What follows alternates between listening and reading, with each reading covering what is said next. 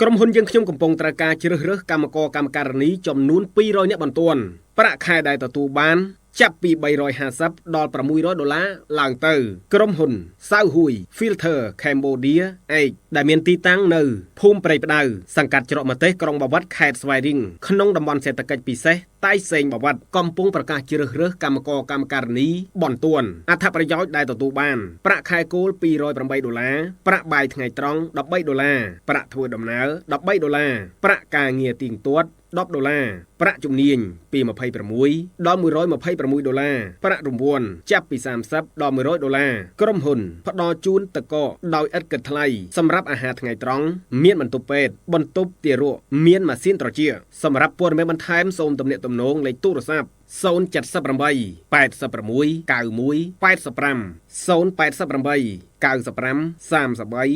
995 096 663 25 សាកសួរបានក្នុងម៉ោងធ្វើការសូមคลิกសបន្តរបស់បងប្អូនដែលកំពុងស្វែងរកការងារធ្វើបានទទួលដំណឹងនេះផង